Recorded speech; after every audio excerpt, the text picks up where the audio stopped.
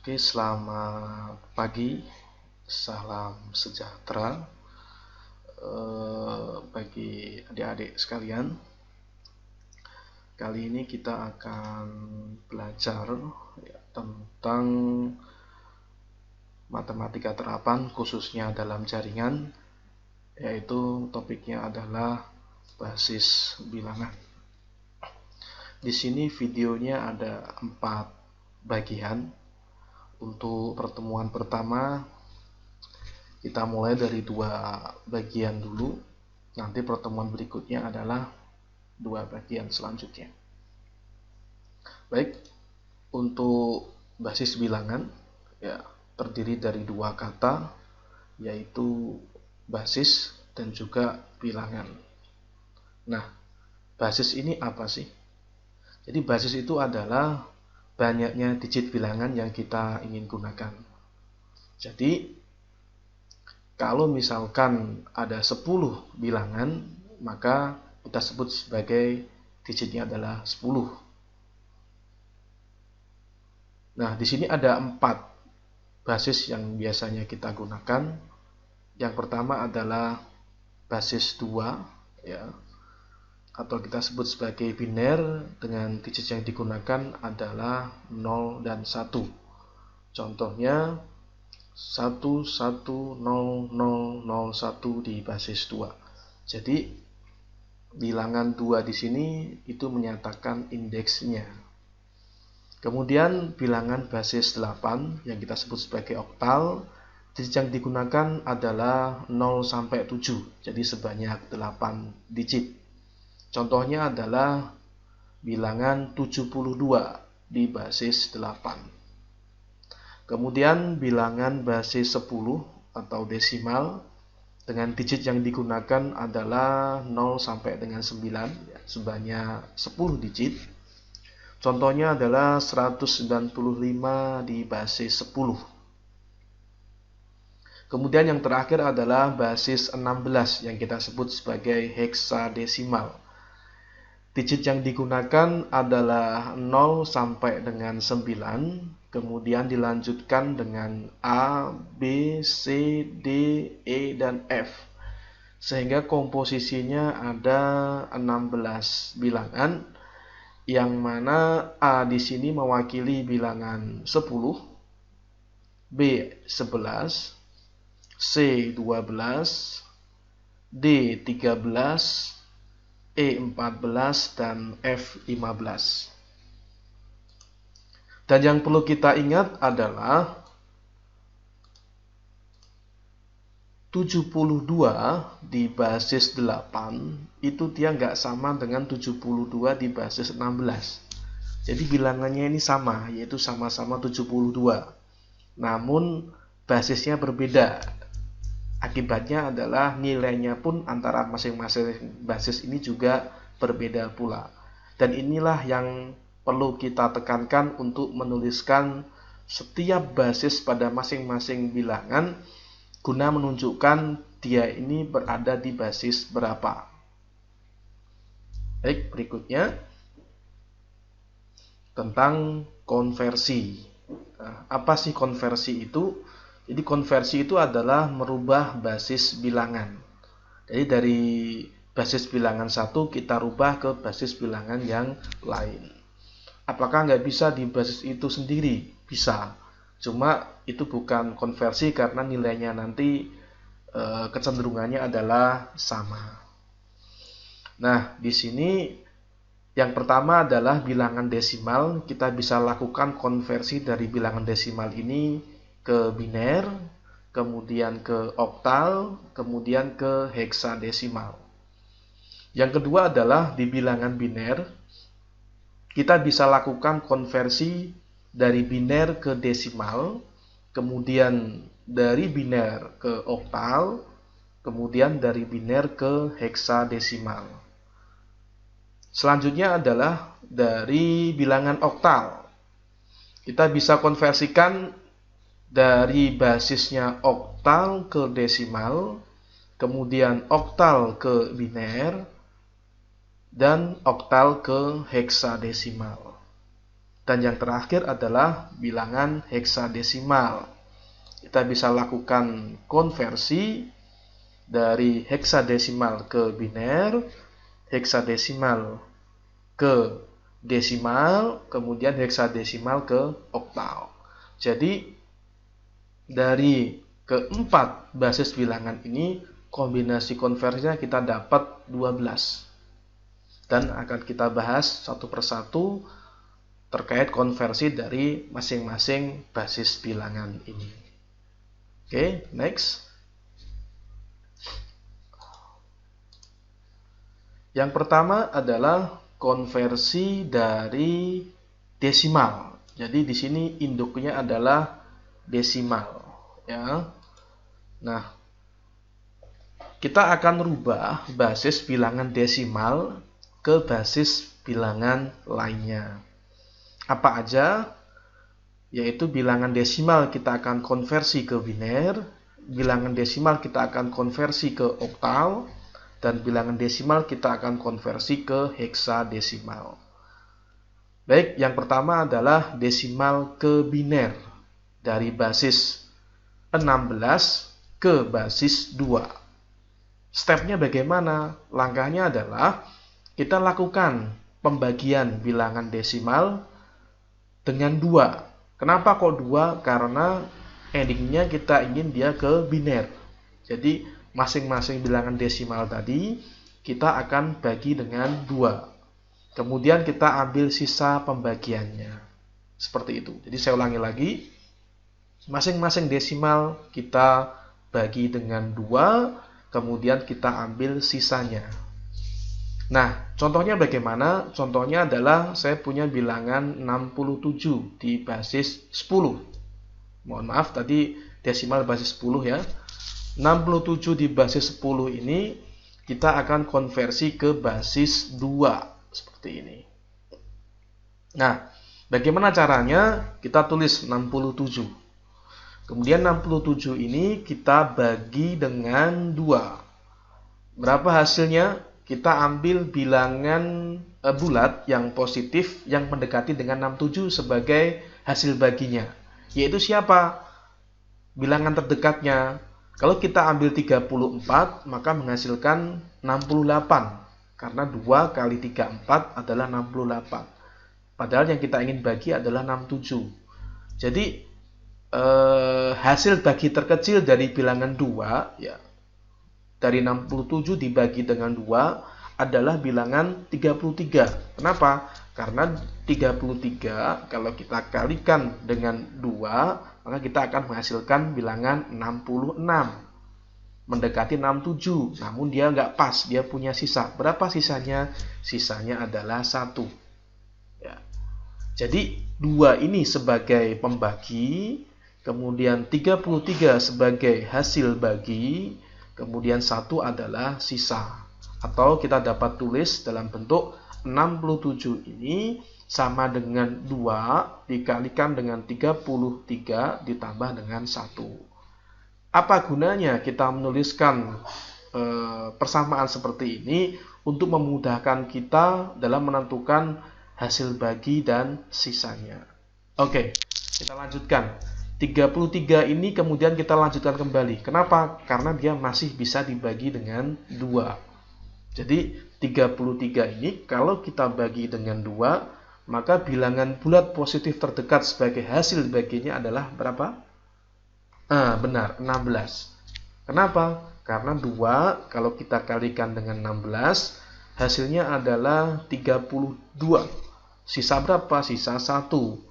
Atau bisa kita tuliskan dalam bentuk 33 sama dengan 2 dikalikan 16 ditambah dengan 1. Oke, paham kan? Kita lanjutkan. Apakah 16 bisa dibagi dengan 2? Bisa. Ya. Jadi 16 kalau kita bagi dengan 2, maka kita punya bilangan berapa? Bulat positif yang terdekat, yaitu 8. Kenapa? Karena 2 dikalikan dengan 8 hasilnya adalah 16. Berapa sisanya? Sisanya adalah 0. Kita lanjut lagi. Apakah 8 bisa dibagi 2? Bisa. Jadi kalau kita tuliskan kembali lagi ya, kita tuliskan dalam bentuk persamaan. yaitu 16 sama dengan 2 dikalikan dengan 8 ditambah dengan 0. 0 sebagai sisanya. Oke, apakah 8 bisa dibagi dengan 2? Bisa Pak, kita lanjut lagi. 8 dibagi dengan 2. Berapa hasilnya? Hasilnya adalah 4. Sisanya berapa? Sisanya adalah 0.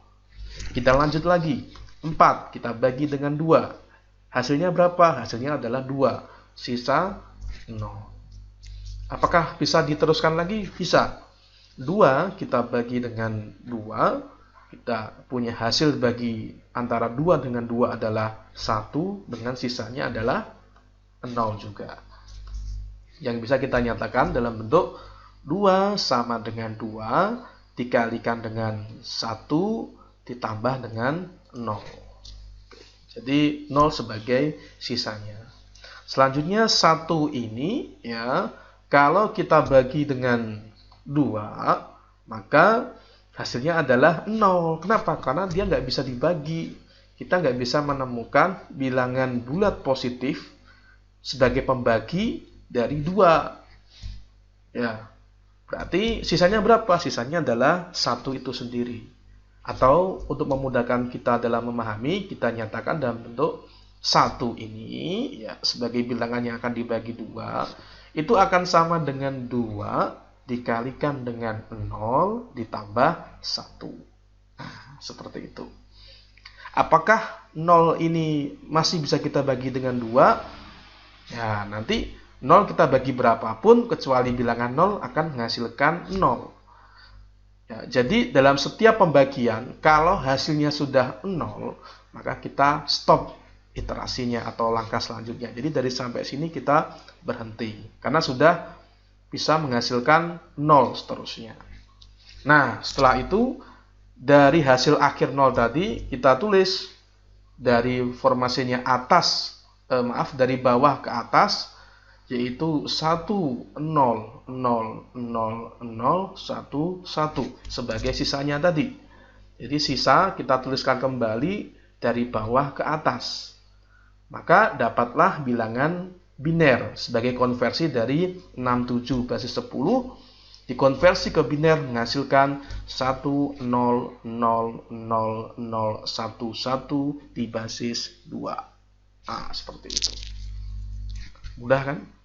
Nah, kita lanjut berikutnya, yaitu dari desimal ke oktal.